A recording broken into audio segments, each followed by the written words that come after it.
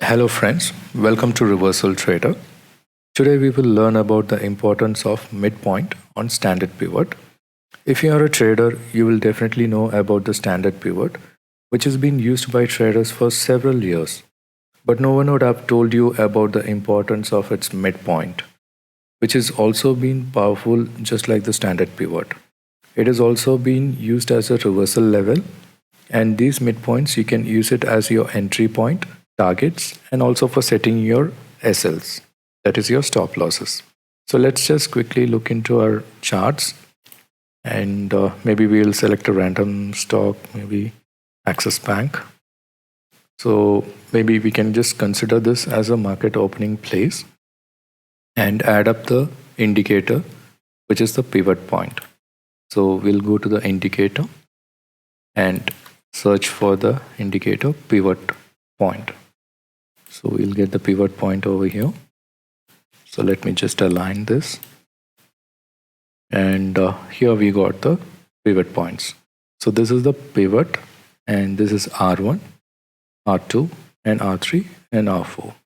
Similar way, S1, S2, and we'll have S3 and S4.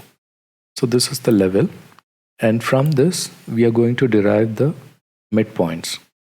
The midpoint between R1, R2, R2 and R3, and pivot and R1, and pivot to S1. So these midpoints, we will check it out. So for getting this midpoint, we can easily draw a Fibonacci level over here, and then just draw a horizontal line on the 50%. So let me just take the tools over here on the left hand side, and you can select the Fibonacci retracement and just draw a line between R3 to R2, these two levels. So we'll take the 50% of this. We will again go to the tools and select horizontal line and just draw a 50% line over here. This is the 50%. So we'll draw a line over here. So this is set. So now let's move on to R2 and R1 midpoint. Again, I'm selecting the Fibonacci tool and just drawing between these two, and again selecting the horizontal line and just drawing between the 50%. So we got the midpoint for R1 and R2. Deleting it. Similar way, now I'm just going to draw the midpoints between R1 and pivot. I'm just selecting the Fibonacci again, drawing the tool between these two, pivot and R1, and again selecting the horizontal line, and I'll just put a horizontal line over the midpoint between these two, that is the 50%. Now let's just delete this Fibonacci level. So now we got the midpoints. See, between pivot and R1, and R1 to R2 between we got the pivot line, and from R2 to R3 we got the pivot line. Okay, so let's just assume the market has opened here. So we do not know what happened in the future. So let's just move the candle and see. And the major thing before doing a trade on this is you have to look for the price rejection. That is, if you see that the market is open from R1 and it broke R2, so the next level is the midpoint over here, so which is 626. So we should see whether price is getting rejected over here. So we have to get the candle confirmation always. So we should look for a good pin bar signal in the candlestick. So that would be a better signal for going for short. So let's see with the next candles how it works. So we could see that there is a slight rejection on the next candle between R2 and R3 midpoint. So let's see whether it is happening or not. Again, it is a big pin bar. Yes, again. So we could see that there are multiple rejections over here. And after this rejection, we could see that there is a big rejection over here. So now we can take a shot over this candle's low. Okay, so let me just draw a horizontal ray below this candle. So now we will go short below this candle. Okay, since we said we could see that there is a multiple rejection over here.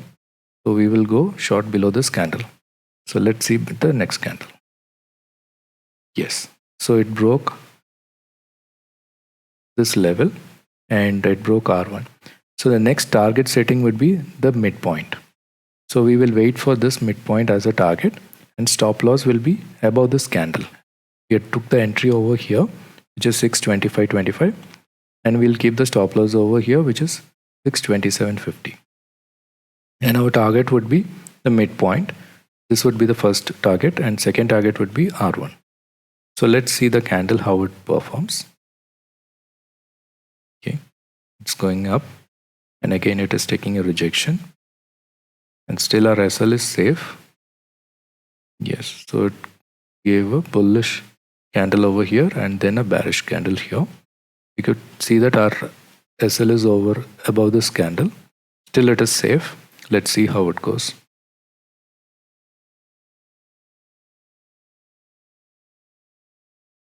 Yeah, so now it has hit our first target and also the second target.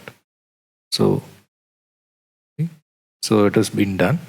So in this way you can trade this. Similar way, say again it is showing some price rejection from this midpoint. You can see right here, this is a pivot, this is R1, this is the midpoint, which is on 619.25. so there is a big rejection over here. You can see the big pin bar over here. So this is a confirmation whether you can go for long, you can go for a buy again. Let's wait for another confirmation. So this candle is also showing a rejection, so you can go long above this candle 622, and the first target would be R2. Let's see whether it is hit or not. Yes, it is done. See, yes, so first target is met. So let's see whether it goes to the second target. Second target is nothing but the R2 and R3 midpoint, which is on 626. Let's see. Candle is trying to move up. Yes. And it hits the second target over here. See, 626. This candle high is 626.50. So it has simply hit our second target. And this is the way how you trade this level with the midpoint. You can see how the price are getting rejected from the midpoint and how it is respected. So based on this, you can backtest with other scripts as well. And always keep in mind, look for good price rejection, like pin bar, candle confirmation is very much required. So once it is done, wait for another candle for another confirmation. And above that candle, you can go for long or you can go for short based on that confirmation. And the target would be the next level pivot and its midpoint. Okay. So I hope this video was useful to you. So please subscribe to our channel and press the bell icon to get the latest updates whenever it is uploaded.